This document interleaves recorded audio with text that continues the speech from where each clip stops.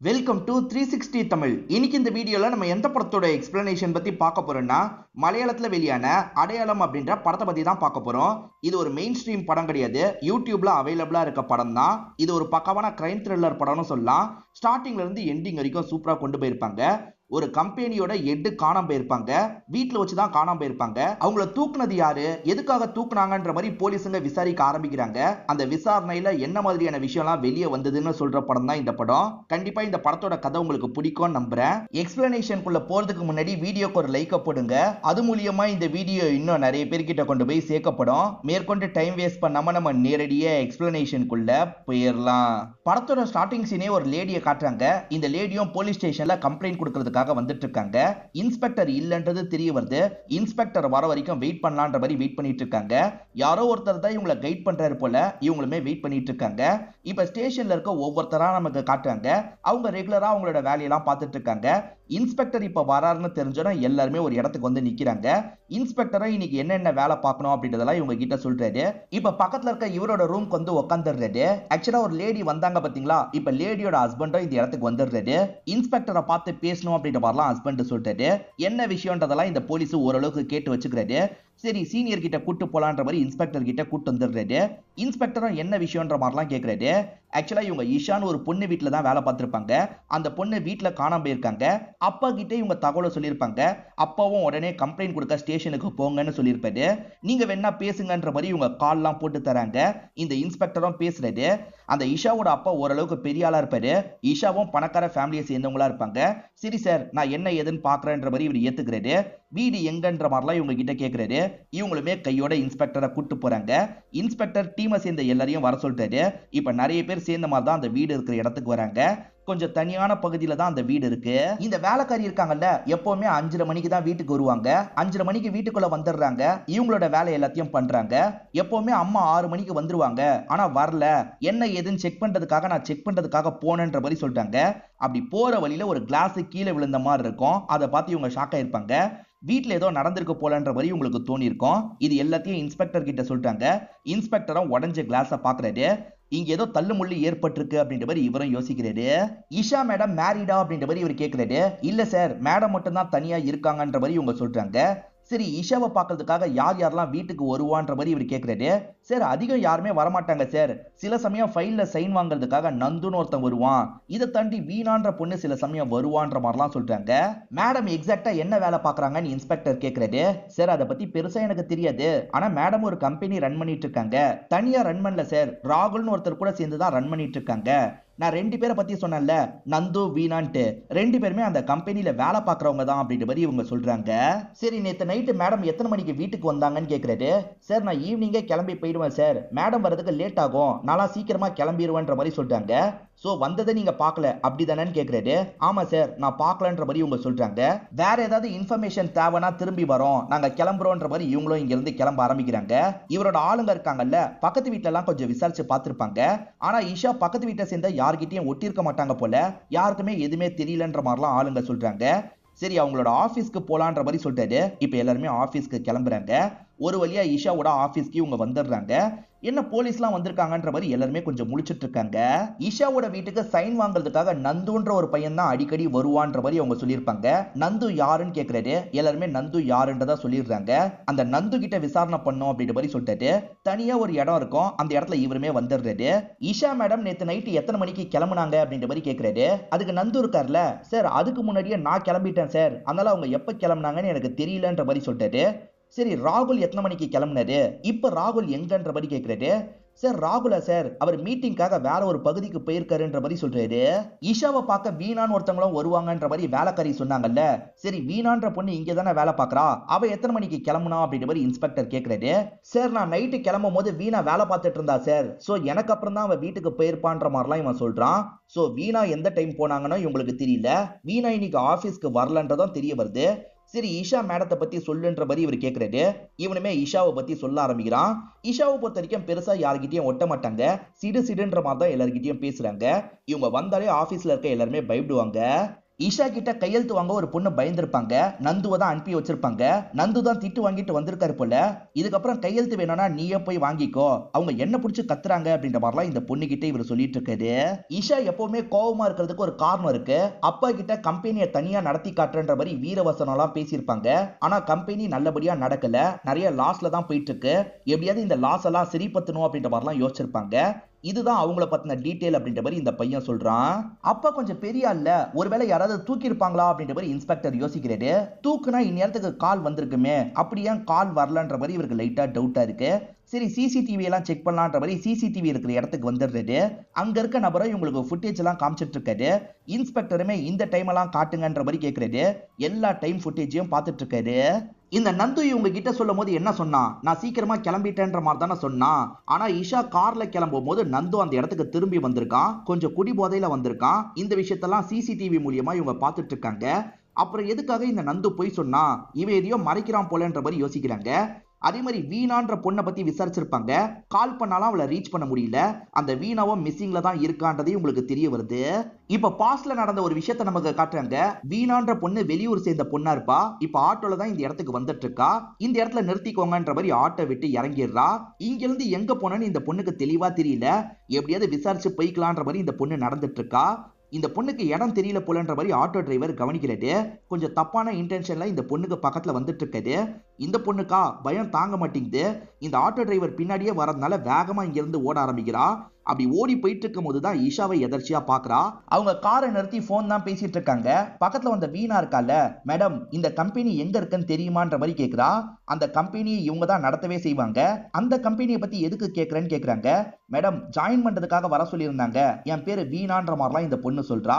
நான் தான் அந்த கம்பெனியோட ஹெட், இந்த அன்டைம்ல தான் வருவியா, சரி ஒன்னும் பிரச்சனை இல்ல, இன்னைக்கு நைட்டு என் வீட்டுல ஸ்டே பண்ணிக்கோன்ற மாதிரிலாம் இவங்க சொல்றாங்க. இப்ப அந்த பொண்ணை இங்க இருந்து கூட்டு போறாங்க. மிஸ் ஆயிருச்சு அப்படின்ற மாதிரி அந்த ஆட்டோ டிரைவர் லாங்ல இருந்து இதை கவனிச்சிட்டு இருக்காரு. இப்ப கதை பிரசன்ட்டுக்கு வந்துருது.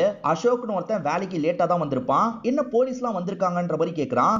போலீஸ் எதுக்கு தெரியுமா வந்திருக்காங்க, ஈஷா மேடம் காணாம போயிட்டாங்களாம், அதுவும் இல்லாம வீணாவும் காணாம போயிட்டாலாம், அது சார்ந்து விசாரணை நடந்துட்டு இருக்குன்ற மாதிரிலாம் கொலிக்கு சொல்றாரு. இதை கேட்டோன்னே இந்த அசோக்கோட முகமே மாறிடுது.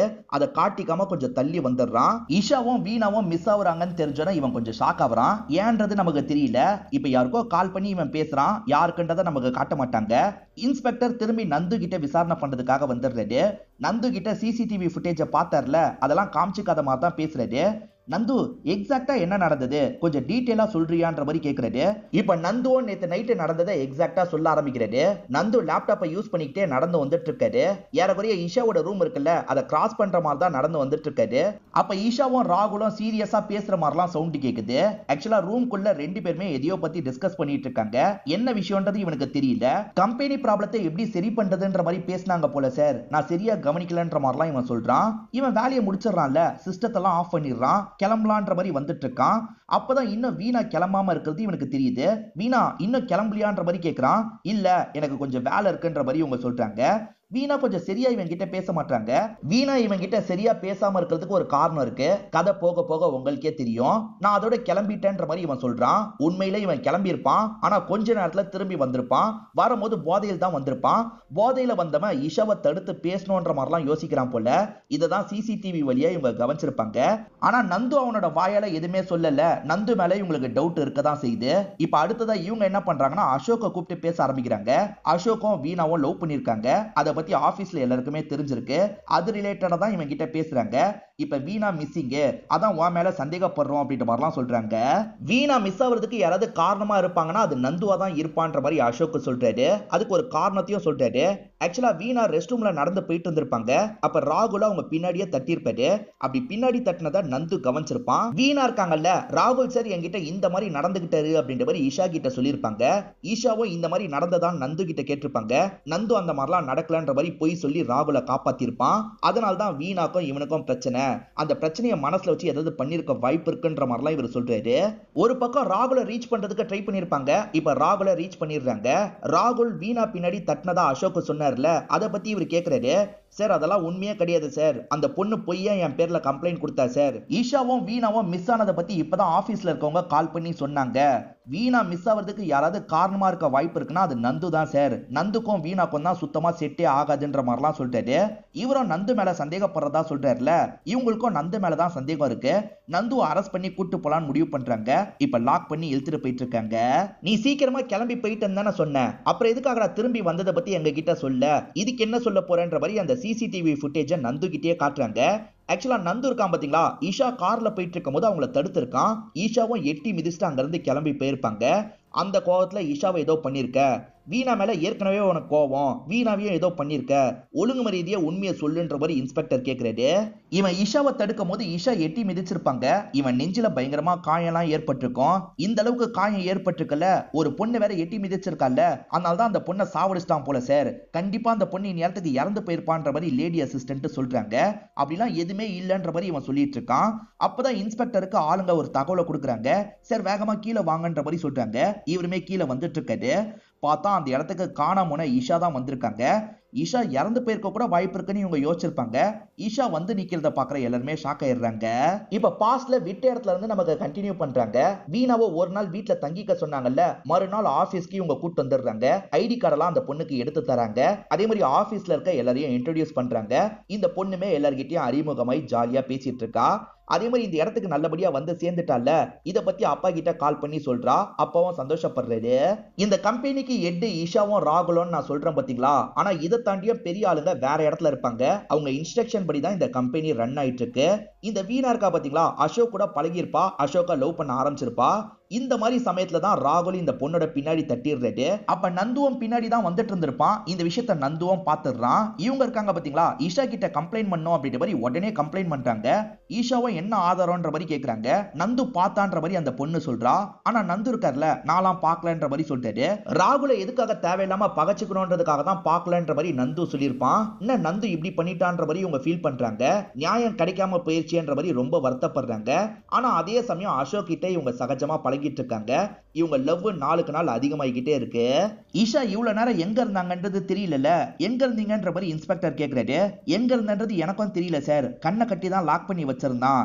கண்டிப்பா இந்த விஷயத்த அந்த நந்து தான் சார் பண்ணிருக்கான்ற மாதிரி சொல்றாங்க. நந்து எதுக்காக இந்த விஷயத்த பண்ண போறான்? நந்து உங்களோட காரை மறைச்சதுக்கு எதுக்காக எட்டி மிதிச்சீங்க, அப்படி நீங்க எட்டி மிதிச்சதுனால தான் உங்களை தூக்கியிருக்கானா அப்படின்ற மாதிரிலாம் இவர் கேட்கிறாரு. சார் நான் எட்டி மிதிச்சதுக்கு ஒரு காரணம் இருக்குன்ற மாதிரி இவங்களும் சில விஷயங்களை சொல்ல ஆரம்பிக்கிறாங்க. ஆக்சுவலா இவங்க கம்பெனி லாஸ்ல போறதுக்கு ஒரு காரணம் இருக்கு. இவங்க கம்பெனியோட கொட்டேஷன் டீடைல்லாம் வெளியே போகுதுன்றது இவங்களுக்கு தெரிய வந்திருக்கும். அதனால சீக்கிரட்டா சில கேமராவெல்லாம் செட் பண்ணி வச்சிருப்பாங்க. எல்லார ஆக்டிவிட்டியை இவங்க நைட் நேரம் மானிட்டர் பண்ணுவாங்க. அப்பதான் நந்துவோட ஆக்டிவிட்டி கொஞ்சம் சஸ்பீஷியஸா இருக்கிறது இவங்களுக்கு தெரியுது. இவங்க பேசுறத அடிக்கடி அவன் ஒட்டி கேட்கறான்றது இவங்களுக்கு தெரியுது. இவங்க ஒரு கொட்டேஷன் அமௌண்ட்டை ரெடி பண்றாங்கன்னு வச்சுக்கோங்களேன், அந்த விஷயத்தை லீக் பண்ணி வேற ஒரு கம்பெனி எடுக்கிற மாதிரி அவன் பண்ணிடுறான். இதை இவங்க கண்டுபிடிச்சிட்டாங்கல்ல, ராகுல் கிட்ட சொல்றாங்க. இவன் இந்த மாதிரி பண்றதுனால தான் நம்ம லாஸ்ல இருக்கோம், இப்பயும் இன்ஃபர்மேஷனை லீக் பண்ணிடுவான், என்ன பண்றது அப்படின்ற மாதிரிலாம் புலம்புறாங்க. சரி விடு, இவன் தானே கண்டுபிடிச்சாச்சுல்ல, இவன் மேல தேவையான ஆக்ஷனை எடுக்கலான்ற மாதிரிலாம் சொல்றாரு. கொஞ்ச நேரம் கழிச்சு இவங்களும் வீணாவும் மட்டும்தான் இருக்காங்க. வீணா இருக்காங்கல்ல, இன்னைக்கு நைட்டு உங்க வீட்டுல நான் தங்கிக்கலாமான்ற மாதிரி கேக்குறாங்க. சரி ஓகேன்ற மாதிரி இவங்களும் ஏத்துக்கிறாங்க. இப்ப ரெண்டு பேருமே சேர்ந்த மாதிரி கார் எடுத்து கிளம்பலான்ற மாதிரி வந்துட்டு இருக்காங்க. அந்த சமயம் தான் அவன் இருக்கான் பாத்தீங்களா, இவங்க ரெண்டு பேரையும் மறைச்ச மாதிரி நிக்கிறான். மேடம் உங்ககிட்ட ஒண்ணு பேசணும்ன்ற மாதிரி சொல்றான். அவன் குடிச்சிட்டு வந்திருக்கிறது இவங்களுக்கு தெரியுது. ஏற்கனவே அவன் மேல கோவத்துல இருக்காங்க. நீ என்ன பண்ணன்றத பத்தி எனக்கு நல்லா தெரியும்ன்ற மாதிரி கோவப்படுறாங்க. ஒரு ஸ்டேஜ்ல எட்டி மிதிக்கிறாங்க. அவன் பொத்துன்னு கீழே விழுந்துருவான். அதுக்கப்புறம் தான் வீணாவும் இவங்களும் சேர்ந்த மாதிரி இங்க இருந்து கிளம்பி போயிருப்பாங்க. வீணாவும் எதுக்காக அடிச்சீங்கன்ற மாதிரி கேக்குறா. நாளைக்கு உனக்கு புரியும்னு சொல்றாங்க. நாளைக்கு தான் ஆக்ஷன் எடுக்க போறாங்க போல. சரி நான் குளிக்க போறேன்ற மாதிரி மாடியில இருக்க இவங்க ரூமுக்கு கிளம்பிடுறாங்க. வீணா மட்டும் உட்காந்துட்டு இருக்கும் போது யாரோ கதவை தட்டுற சவுண்ட் கேக்குது. யாரு என்னன்னு பாப்போன்ற மாதிரி இவ கதவை திறக்கிறா. அப்படியே இந்த சீனை கட் பண்ணிடுறாங்க. இப்ப குளிச்சுட்டு ஈஷா வந்துட்டு இருக்கிறத நமக்கு காட்டுறாங்க. ஈஷா வந்துட்டு இருக்கும் போது அவ கீழே விழுந்து கிடக்குறா. வீணா உனக்கு என்னாச்சு, வீணா உனக்கு என்னாச்சுன்ற மாதிரி பார்த்துட்டு இருக்காங்க. அப்ப பின்னாடி இருந்து வந்து யாரோ இவங்க மண்டிலேயே அடிச்சிடுறாங்க. மாஸ்க் போட்ட ஒருத்தன் தான் இந்த விஷயத்த பண்ணிருப்பான். இவங்கள ஒரு இடத்துல லாக் பண்ணி வச்சிருப்பான். இவங்களுமே லைட்டா அவனை கவனிச்சிருப்பாங்க. இவங்க கவனிக்கும் போது அவன் ஊடி போட்ட மாதிரி முகத்தை மறைச்சிருப்பான். கஷ்டப்பட்டு கயிறை கழட்டி தான் அங்க இருந்து தப்பிச்சு வந்தன்ற மாதிரி இவங்க சொல்றாங்க. ஆக மொத்தத்துல நந்து தான் உங்களை தூக்குனான்றது கன்ஃபார்மா உங்களுக்கு தெரியாது அப்படிதானு கேக்குறாரு. இல்ல சார், அவன் ஸ்மெல்ல வச்சே என்னால என்னால சொல்ல முடியும், என்ன தூக்குனது அந்த நந்து தான் சார். வீணாவையும் அங்கதான் லாக் பண்ணி வச்சிருக்க வாய்ப்பு இருக்குன்னு தேடி பார்த்தேன், என் கண்ணில் அவ படவே இல்லை சார். வீணாவை பத்தி ஏதாவது இன்ஃபர்மேஷன் கிடைச்சதான்னு கேக்குறாங்க. இன்னும் கிடைக்கல, ஆனா சீக்கிரமா கண்டுபிடிச்சிருவோம்னு இவர் சொல்லிட்டாரு. வீணாவோட லவ்வரா அசோக்னு ஒருத்தர் இருந்தாரு பாத்தீங்களா, அவரோட போனை வாங்கி செக் பண்ணுங்கன்ற மாதிரி இவர் சொல்லியிருப்பாரு. ஆளுங்களுமே போனை வாங்கி சைபர் செல்லுக்கு அனுப்பி வச்சிருவாங்க. சைபர் செல்ல இருந்து இவருக்கு ஒரு இன்ஃபர்மேஷன் கிடைக்குது. சார் ஒரு வீடியோ கிடைச்சிருக்கு, இந்த வீடியோ பாருங்கன்ற மாதிரி அனுப்பி வச்சிருக்காங்க. இவருமே அந்த வீடியோவை பிளே பண்ணி பாக்குறாரு. அந்த வீடியோல அசோக் இருக்காருல, ஒரு பொண்ணோட காலை தடவுறாரு. யாரோட காலை தடவுறாருன்றது நமக்கு தெரியல, ஆனா பாக்குற இன்ஸ்பெக்டருக்கு தெரிஞ்சிருது. அதனால அசோக்கை இந்த இடத்துக்கு வர வச்சிடுறாரு. உன் போன்ல இருந்து வீடியோவை டெலீட் பண்ணிட்டா எங்களுக்கு கிடைக்காதுன்னு நினைச்சியா, ரெட்ரீவ் பண்ணி எங்களால எடுக்க முடியும்ன்ற மாதிரி இன்ஸ்பெக்டர் சொல்லிட்டாரு. நீ அந்த வீணாவை லவ் பண்ணிருக்க, வீணா கூட ஒன்னா இருந்து அந்த வீடியோ எடுத்திருக்க, எதுக்காக வீடியோ எடுத்த, வீணாக்கும் உனக்கும் பிரச்சனை வந்து நீ தான் வீணாவை ஏதாவது பண்ணிட்டியான்ற மாதிரிலாம் கேட்கறது. இதை தாண்டி ராகுல் இருக்காரு பாத்தீங்களா, இவருக்கு ரீசெண்டா 3 லட்சம் ரூபாய் தந்திருக்காரு. இந்த காசை எதுக்காக தந்தாரு, ஒழுங்கா சொல்லுன்ற மாதிரி கேட்கறாரு. சார் எனக்கு கடன் பிரச்சனை இருந்தது, அதை சால்வ் பண்றதுக்காக ஹெல்ப்பா கேட்டேன், அதுக்கு தான் தந்தாரு சார், மத்தபடி எதுவுமே இல்லைன்ற மாதிரிலாம் இவன் சொல்றான். ஆனா இவன் சொல்றதை நம்ப மாட்டாரு. வீணாவை இவன் தான் ஏதோ பண்ணிருக்கான்னு நினைக்கிறாரு. ஒழுங்கு மரியாதையா சொல்லுன்ற மாதிரிலாம் விசாரிச்சுட்டு இருக்காரு. அப்ப ஆளுங்க இருக்காங்கல்ல, வீணா இருக்கிற இடத்தை பத்தி தெரிஞ்சிருச்சுன்னு சொல்றாங்க. இப்ப பாஸ்ட்ல நடந்த விஷயத்த நமக்கு காட்டுறாங்க. வீணா இவனை ரொம்ப நம்பி இருப்பாங்க. ஆனா இவன் இருக்கான் பாத்தீங்களா, ஒரு ரூம்க்கு அவங்கள கூட்டு வந்துடுறான். அந்த இடத்துல அவங்க கூட ஒன்னாலாம் இருக்கான். அப்படி ஒன்னா இருக்கிறத அவங்களுக்கே தெரியாம வீடியோ எல்லாம் எடுக்கிறான். எதுக்காக ஒன்னா இருக்கிறத இவன் வீடியோ எடுக்கிறான் அப்படின்றது கிளியரா நமக்கு தெரியல. இன்ஸ்பெக்டர் இந்த வீடியோவை தான் பார்த்த மாதிரி நமக்கு காமிச்சிருப்பாங்க. இப்ப காட்டு பகுதியில் இருக்க ஒரு பில்டிங்கை நமக்கு காட்டுறாங்க. அந்த இடத்துல தான் வீணா தூக்குல தொங்கியிருக்காங்க. தூக்குல தொங்கணும்னு நினைக்கிறவங்க வீட்டுல கூட தொங்கிருக்கலாம். இங்க தொங்குறாங்கன்னா யாரோ செட் பண்ணி வச்சிருக்காங்க. கண்டிப்பா இது சூசைட் இல்ல, கொலைன்ற மாதிரி யோசிக்கிறது. ஆளுங்களும் செக்லாம் பண்ணி பாக்குறாங்க. ஆனா செக் பண்ணவங்க கண்டிப்பா இது சூசைட் தான், கண்டிப்பா இவங்களே இவங்க கையால கயிறை எடுத்து கழுத்துல மாட்டிருக்காங்க, அதுக்கப்புறம் தூக்குல தொங்கி இருக்காங்க. வேற யாராவது தொங்க விட்டுருந்தா கண்டிப்பா சின்ன எவிடன்ஸ் ஆது எங்களுக்கு கிடைச்சிருக்கும். சோ இது கண்டிப்பா சூசைட் தான் அப்படின்ற மாதிரி சொல்லிட்டாங்க. சூசைடா, சூசைடை எதுக்காக இந்த இடத்துல பண்ணோம் அப்படின்ற மாதிரி இவருமே யோசிக்கிறாரு. ஒரு பகுதியில கஞ்சா பழக்கம் அதிகமா இருக்கிறதா இவங்களுக்கு இன்ஃபர்மேஷன் கிடைச்சிருக்கும். இவங்களுமே அந்த இடத்த சுத்தி முத்தி செக் பண்ணி பார்த்துட்டு இருக்காங்க. அப்போ ஒருத்தன் இருக்கான் பாத்தீங்களா, ஒரு ஆபீசரை அடிச்சுட்டு இங்க இருந்து தப்பிக்கலாம் நினைக்கிறான். ஆனா அதுக்குள்ள இன்ஸ்பெக்டர் இவனை பிளாக் பண்ணிடுறாரு. இவனை பிடிச்ச ஸ்டேஷனுக்கு இழுத்துட்டு வந்துடுறாரு. இவன் தான் அந்த கஞ்சா சப்ளை பண்றவன்றது இவங்களுக்கு தெரிஞ்சிருது. இப்ப ராகுல உட்கார வச்சு இன்ஸ்பெக்டர் பேச ஆரம்பிக்கிறாரு. ஆக்சுவலா ராகுல் 3 லட்சம் ரூபாய் அந்த அசோக்கு தந்திருக்காரு. எதுக்காக 3 லட்சம் ரூபாய் தந்தீங்க, அந்த பொண்ணு கிட்ட பழகுற மாதிரி பழகி ஏமாத்தி அவளை அசிங்கப்பத்துன்னு சொல்றதுக்காக இப்படி பண்ணீங்களான்ற மாதிரி கேட்கிறாரு. நான் எதுக்கு சார் வீணாவை அசிங்கப்பத்த போறேன்ற மாதிரி இவர் கேட்கிறாரு. வீணா உங்களுக்கு எதிராக இஷா கிட்ட கம்ப்ளைண்ட் பண்ணிருக்கா, அந்த கோவத்தை மனசுல வச்சு கூட நீங்க இப்படி பண்ணிருக்கலாம்ன்ற மாதிரி இன்ஸ்பெக்டர் சொல்லிட்டாரு. நான் அந்த மாதிரிலாம் பண்ணலன்ற மாதிரி இவர் சொல்லிட்டாரு. 3 லட்சம் ரூபாய் அவனுக்கு ஹெல்ப் பண்றதுக்காக தான் தந்தேன், மத்தபடி எனக்கு எந்த ஒரு நோக்கமும் இல்லைன்ற மாதிரி சொல்லிட்டாரு. சரின்ற மாதிரி இன்ஸ்பெக்டர் ஏத்துக்கிறாரு. மத்தவங்க கிட்ட விசாரிக்கிறதுக்காக போறாரு. ஒரு இன்ஸ்பெக்டர் தலையிலேயே அடி வாங்கினாரு பாத்தீங்களா, இப்ப கட்டெல்லாம் போட்டு அவர் ஹாஸ்பிட்டலுக்கு கூட்டு வந்துடுறாங்க. அடி வாங்கினவருக்கு அவன் மேல கோவம் இருக்கும்ல, வந்தவரை அவனை போட்டு பயங்கரமா அடிச்சிட்டு இருக்காரு. ஆனா மத்தவங்களாம் சாவடிச்சிடாத நிறுத்துன்ற மாதிரிலாம் தடுத்துட்டு இருக்காங்க. அப்படி இவர் அடிக்கும் போது அவன் மறைச்சு வச்சிருக்க போன் கீழே விழுந்துருது. அந்த போனை எடுத்து பாக்குறவங்க ஷாக் ஆயிடுறாங்க. ஏன்னா அது யாரோட போன் தெரியுமா, அந்த வீணான்ற பொண்ணோட போனா இருக்கும். இந்த போன் எப்படா வாங்கிட்ட வந்தது அப்படின்ற மாதிரிலாம் கேக்குறாங்க. ஒருத்தங்கிட்ட விலை கொடுத்து தான் வாங்கினன்ற மாதிரி இவன் சொல்றான். விலைக்கு வித்தான் பாத்தீங்களா, அவன் திருட்டு போன் எல்லாம் விக்கிறவனா இருப்பான். அவனை அமுக்கணும்ன்ற மாதிரி யோசிக்கிறாங்க. ஒரு ஸ்டேஜ்ல அவனை அமுக்கிடுறாங்க. இந்த போன் உனக்கு எங்க இருந்து கிடைச்சது அப்படின்ற மாதிரிலாம் கேக்குறாங்க. இவன் நைட்டு நேரம் ஒரு பகுதியில உட்காந்து சரக்கு அடிச்சிட்டு இருந்திருப்பான். அந்த சமயம் ஊடி போட்ட மாதிரி ஒரு நபர் போயிருப்பாரு. அந்த நபர் கிட்ட இருந்து எதையாவது தூக்கலான்ற மாதிரி இவன் முடிவு பண்ணிருப்பான். கையில ஒரு போன் வச்சிருப்பாரு. சட்டுன்னு இவனை போனை பிடிங்கிட்டு தப்பிக்கலாம் நினைச்சிருப்பான். ஆனா அந்த நபர் இருக்கார்ல, இவன் நெஞ்சிலேயே ஒரு மிதி மிதிச்சிருப்பாரு. அதை தாண்டி இவன் போன் எடுத்துட்டு அங்க இருந்து தப்பிச்சிருப்பான். இப்படிதான் போனை திருடுன்ற மாதிரிலாம் இவன் சொல்லிட்டு இருக்கான். பொய் சொல்லாத, ஒழுங்கா இந்த போனை எங்க இருந்து எடுத்தன்னு சொல்லுன்ற மாதிரி இன்ஸ்பெக்டர் கேக்குறாரு. சார் நான் உண்மையை தான் சொல்றேன், மிதிச்ச காயம் கூட இன்னும் ஆறல பாருங்கன்ற மாதிரி இவர் மிதிச்ச காயத்தை காட்டுறாரு. இப்ப இன்ஸ்பெக்டர் கேஸை சால்வ் பண்ணிடுறாரு போல. மேஜிஸ்ட்ரேட் கிட்ட இந்த கேஸை சால்வ் பண்ணதை பத்தி எல்லாம் பேசுறாரு. சம்பந்தப்பட்டவங்கள கோர்ட்ல ப்ரொடியூஸ் பண்ணுங்கன்ற மாதிரி அவருமே சொல்றாரு. இவர் யாரெல்லாம் அரெஸ்ட் பண்ணிருக்காரு அப்படின்றது கிளியரா தெரியல. இப்ப கார்ல அவங்கள எல்லாம் கூட்டு போறாரு போல. அப்படி கூட்டு போகும்போது தான் யார் யார் இதுல சம்பந்தப்பட்டிருக்காங்கன்னு தெரியுது. இந்த விஷயத்துல பாய் ஃப்ரெண்டான அசோக் சம்பந்தப்பட்டிருக்கான். ஆக்சுவலா அசோக் இருக்கான் பாத்தீங்களா, ராகுலுக்காக தான் அவங்க கிட்ட க்ளோஸா பழகுற மாதிரிலாம் நடிச்சிருப்பான். க்ளோஸா பழகி அவ கூட ஒன்னாரு. அப்படி ஒன்னா இருக்கிற வீடியோவை அவளுக்கே தெரியாம எடுத்து என்கிட்ட தான், நான் சமயம் வரும்போது அதை லீக் பண்ணி அவளை அசிங்கப்பத்த போறேன்னு சொல்லியிருப்பாரு. அதுக்காக தான் இந்த அசோக் இவருக்கு வேலை எல்லாம் பார்த்திருப்பான். இது மட்டுமான்னு கேட்டீங்கன்னா இது மட்டும் கிடையாது. ஆக்சுவலா இந்த ராகுலை பொறுத்த வரைக்கும் கல்யாணம் முடிஞ்ச கொஞ்சம் வயசான நபரா தான் இருப்பாரு. இவருக்கும் ஈஷாக்கும் நடுவுல பழக்கம் போயிருக்கும். யாருமே இல்லன்னு நினைச்சு இவங்க ரெண்டு பேருமே ஆபீஸ் ரூம்ல கட்டிலாம் புடிச்சிட்டு இருக்காங்க. கொஞ்சம் க்ளோஸா பேசிட்டு இருக்காங்க. ஆனா எப்பவுமே சீக்கிரமா கிளம்புற வீணா இருக்கால, அன்னைக்கு கிளம்பாம அங்கதான் இருந்திருப்பா. இவங்க கட்டி பிடிச்சு க்ளோஸா பேசிட்டு இருக்கிறத போட்டோ எடுத்துக்கணும்ன்ற மாதிரி போட்டோ எடுக்கிறா. ஈஷா அன்னைக்கு ராகுல காப்பாத்த தான் பார்த்திருப்பாங்க. அது ஏன்றது இப்பதான் வீணாக்கு புரியுது. அதனால தான் இதெல்லாம் போட்டோ எடுத்துக்கிறா. அப்படி போட்டோ எடுக்கிறத இந்த ராகுல் பார்த்துடுறாரு. அவ போட்டோ எடுத்துட்டா வெளியே வந்தா பிரச்சனை, எப்படியாவது வாங்கிருன்ற மாதிரிலாம் சொல்றாரு. இன்னைக்கு நைட்டு உங்க வீட்டுல தங்கிக்குவான்னு வீணா கேட்டான்ற மாதிரி ஈஷா சொன்னாங்கல்ல, அது சுத்த பொய்யா இருக்கும். வீணா பாட்டுக்கு வேகமா வீட்டுல கிளம்பலான்னு எடுத்து வச்சிட்டு இருக்கா. அப்ப இவங்க இருக்காங்கல்ல, இன்னைக்கு நைட்டு என் வீட்டுல தங்கிக்குவான்ற மாதிரி சொல்றாங்க. இல்லன்ற மாதிரி இவ சொல்றா, ப்ளீஸ் எனக்கு தனியா இருக்க ஒரு மாதிரி இருக்கு, இன்னைக்கு ஒரு நாள் மட்டும் தங்குன்ற மாதிரி சொல்றாங்க.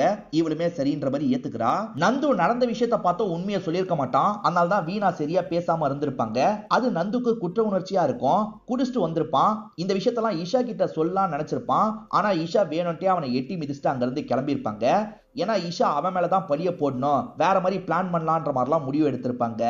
நந்து எந்த ஒரு இன்ஃபர்மேஷனையும் திருடி இருக்க மாட்டான். இவங்க சும்மா பழி போடுறதுக்காக தான் இன்ஸ்பெக்டர் கிட்ட போய் சொல்லியிருப்பாங்க.